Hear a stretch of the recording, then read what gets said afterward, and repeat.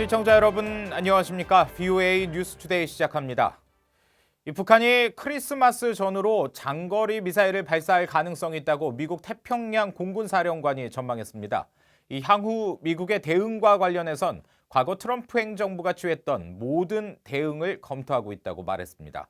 첫 소식 김동현 기자가 보도합니다. 찰스 브라운 미 태평양 공군사령관은 17일 워싱턴에서 열린 국방 전문 기자 간담회에서 북한이 조만간 장거리 미사일을 발사할 가능성이 있다고 언급했습니다. 브라운 사령관은 북한이 최근 언급한 크리스마스 선물은 장거리 미사일 발사가 예상된다며 크리스마스 전날일지, 당일일지, 아니면 새해 이후일지의 문제라고 밝혔습니다. 이런 판단의 근거로 북한이 보이는 일련의 행태를 언급했습니다. 북한이 최근 몇 주간 도발을 시사하는 발언과 함께 다양한 실험들을 진행했고 점점 자신들이 한 말과 행동을 일치시키기 시작했다는 겁니다. 브라운 사령관은 다만 북한이 크리스마스나 연말에 추가 도발 없이 넘어갈 가능성도 배제하지 않았습니다. 북한이 우선 장거리 미사일 발사 중단 약속을 철회하지만 당장은 아무런 행동을 취하지 않을 수도 있다는 겁니다. 브라운 사령관은 군의 역할이 외교적 노력을 지원하는 것이지만 이런 노력이 실패할 경우도 준비돼 있어야 한다고 말했습니다. 그러면서 미국의 폭격기와 스텔스 전투기가 한국 전투기와 함께 북한 인근에 정규됐던 2017년 사례를 들며 과거 취했던 모든 대응을 검토하고 있다고 밝혔습니다. 마크 에스퍼 국방장관도 전날 유럽 방문을 마치고 돌아오는 기내에서 북한이 만족하지 않는다면 시험을 할 수 있다며 정치적 합의를 통한 비핵화가 최선이자 유일한 방법이라고 강조했습니다. It is a concern, their rhetoric. We have seen talk of tests. I think that may well be likely if they don't feel satisfied. Again, I think we need to let the diplomatic process play itself out. 에스퍼 장관은 이날 북한의 가능한 도발 형태를 특정하지 않았습니다. 공군사령관이 다음 날 이를 장거리 미사일로 구체하면서 군사적 긴장이 고조됐던 2017년 사례를 환기시킨 겁니다. VOA 뉴스 김동현입니다. 스티븐 비건 국무부 대북특별대표가 19일부터 20일까지 중국 베이징을 방문할 예정입니다.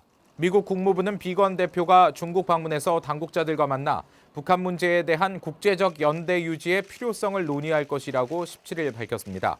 비건 대표는 앞서 15일부터 17일까지 한국을 방문해 이도훈 외교부 한반도 평화교섭본부장과 회담하고 문재인 대통령을 예방한 데 이어 일본으로 이동해 19일까지 머무를 계획입니다. 이런 가운데 중국과 러시아는 대북 제재 완화와 육자회담 복귀 등을 주장하고 나섰죠. 중국과 러시아가 본격적으로 미국의 대북 정책을 흔들면서 주도권 확보를 시도하고 있다는 분석입니다. 이어서 김용교 기자가 보도합니다. 크리스토퍼 힐 전 국무부 동아시아 태평양 담당 차관보는 17일 VOA와의 전화 통화에서 중국과 러시아가 대북 제재를 일부 해제하자고 제안하고 나선 배경을 크게 두 가지로 본다고 말했습니다. I think it's partly that they felt left out and partly that the US proposals, whatever they are going nowhere. 힐 전 차관보는 중국과 러시아도 북한 문제에 이해관계가 있는데 미국이 일방적으로 끌고 나가면서 경쟁 구도가 생겼다고 주장했습니다. 미 상원 외교위원회 동아시아 태평양 지역 정책국장을 지낸 프랭크 자누지 맨스필드 재단 대표는 중국과 러시아는 미북 협상 부진의 이유를 북한보다 미국에서 찾고 있다며 이는 미국의 곤란한 징후라고 말했습니다. 또 북한이 시사한 새로운 길이 대륙간 탄도미사일이나 핵실험뿐 아니라 외교 노선을 의미할 수 있다고 분석했습니다. And they seem to be shifting away from a focus on improving relations with the USA under Trump and moving toward shoring up their relationships with China and Russia, both of whom are neighboring countries who are in position to provide significant economic benefit to the North. 미국이 제재 완화 요구를 수용하지 않을 게 분명함에도 중국과 러시아가 이런 움직임을 보이는 이유는 대북 영향력 확보와 미국 견제 심리가 작용한 것이라는 분석도 있습니다. One possibility is that they want to create more momentum for the dialogue and for diplomacy, and also to play a key role when U.S. diplomacy apparently has failed. But at the same time, it will also have the effect of undermining the U.S. current approach. 스콧 스나이더 미국 외교협회 선임 연구원은 중국과 러시아가 이번 제안을 통해 약해진 미국의 대북 외교력의 틈새를 파고들어 북한의 비핵화를 회피할 길을 열어줄 위험이 있다고 지적했습니다. 조셉 디트라니 전 육자회담 차석 대표는 북한이 자신들의 원하는 바를 중국과 러시아를 끌어들여 미국에 호소한 모양새라며 지금은 북한이 미국과 직접 소통해야 할 시점이라고 말했습니다. VOA 뉴스 김현경입니다. 이런 가운데 미국은 중국과 러시아의 대북 제재 완화 추진 움직임에도 제재를 유지할 것이라는 원칙을 거듭 확인했습니다. 켈리언 코네이 백악관 손임 고문은 17일 백악관에서 기자들에게 우리는 북한에 대한 제재를 완화하지 않을 것이며 대통령은 제재를 유지하고 있다고 밝혔습니다. 그러면서 우리는 완전하고 검증 가능하며 돌이킬 수 없는 한반도 비핵화 CVID를 볼 필요가 있으며 그렇지 않은 한 제재는 유지될 것이라는 점을 트럼프 대통령이 분명히 해왔다고 강조했습니다. 중국과 러시아는 전날 북한의 해산물과 의류 수출 금지, 북한 노동자 송환 규정 폐지를 촉구하는 내용을 담은 결의안을 유엔 안전보장이사회에 제출한 바 있습니다. 미국 내 한반도 전문가들은 북한이 스티븐 비건 대표의 회동 제안을 거부한 것은 더 강경 노선으로 가겠다는 신호라고 해석했습니다. 북한이 협상 지렛대를 확보하기 위해 대륙간 탄도미사일 시험을 재개할 수 있다면서 이렇게 되면 트럼프 행정부도 최대 압박으로 대응할 것이라고 전망했습니다. 김칸희 기자가 보도합니다.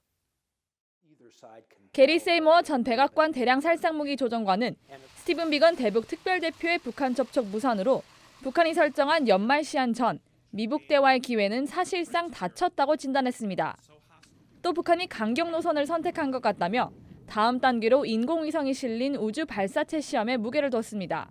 My guess is that Kim Jong-un is going to try to escalate in a very calculating way, a cautious way, before he goes so far as to actually break the agreement he reached with Trump in Singapore. 김정은 위원장은 하노이 정상회담에서 했던 제안을 트럼프 대통령이 받아들이는 것이 목표이기 때문에 싱가포르 정상회담에서 했던 핵 미사일 중단 약속은 깨트리지 않을 것이라고 설명했습니다. 위성 발사와 같은 큰 도발은 신년사 발표 이후 나올 것이고 그 이전에는 작은 수위의 도발이 진행될 것으로 전망했습니다. 한편 미국 국익연구소 해리 카지아니스 한국 담당 국장은 트럼프 행정부 고위 관리들은 북한이 대륙간 탄도미사일 ICBM을 시험할 가능성이 높은 것으로 보고 있다고 밝혔습니다. 북한의 위협을 최대한으로 높여 힘의 위치에서 협상하길 원하기 때문에 일본 상공을 가로지르는 ICBM 시험을 할 가능성에도 주목했습니다. They would fire it basically straight into the air, and then it would come down, maybe 200 miles east of Japan. That would give them sort of the maximum leverage that, they are willing to push the envelope. 북한의 도발 시기로는 성탄절을 예상했습니다. 지난 2017년 7월 미국의 독립기념일에 ICBM급인 화성 14형을 쏜 뒤 선물 보따리라고 밝혔던 전례를 봤을 때 북한이 밝힌 크리스마스 선물은 또 한 번의 ICBM 발사가 될 수 있다는 겁니다. 또 북한이 ICBM 시험을 한다면 트럼프 행정부는 초창기 최대 압박 작전으로 돌아갈 것이라고 강조했습니다. 카지아니스 국장은 트럼프 행정부 당국자들도 북한의 ICBM 재개에는 추가 제재와 강력한 제재 이행으로 대응할 것이라고 말하고 있다고 전했습니다. VOA 뉴스 김칸입니다. 미국 의회가 대북 제재 강화 조치를 포함한 새 국방 수권 법안을 최종 승인했습니다. 지난주 하원에 이어 상원은 17일 본회의를 열고 7,380억 달러 규모의 국방 수권 법안을 압도적 찬성으로 통과시켰습니다. 올해 국방 수권 법안에는 이른바 원비어 법안으로 불리는 대북 제재 강화 조치부터 행정부의 주한미군 감축 결정에 제동을 거는 조치까지 한반도 외교 안보 관련 주요 내용이 대거 포함됐습니다. 원비어 법안은 불법 대북 금융거래를 돕는 제3국의 개인과 기관에 세컨더리 보이콧, 즉 제3자 금융 제재를 추가 적용하도록 했습니다. 북한의 인권 유린을 비판하고 즉각적인 개선을 촉구하는 북한 인권 결의안이 18일 유엔 총회 본회의에서 채택될 예정입니다. 유엔 주재 유럽연합 대표부 대변인은 17일 VOA에 보낸 이메일에서 이같이 밝혔습니다. 유엔 총회는 지난 2005년부터 지난해까지 14년 연속 북한 인권 결의안을 채택했으며 2016년부터 3년 연속 표결 없이 합의 방식으로 결의안을 채택했습니다. 북한 인권 결의안은 북한의 인권 상황이 전혀 개선되지 않고 있다고 지적하고 인권 유린에 가장 책임 있는 사람들에게 맞춤형 제재를 가하는 방안을 검토하는 등 북한 인권 유린의 책임 추궁을 위한 적절한 조치를 취할 것을 유엔 안보리에 권고하고 있습니다. 이상으로 VOA 뉴스투데이 마칩니다. 함께해 주신 여러분 고맙습니다.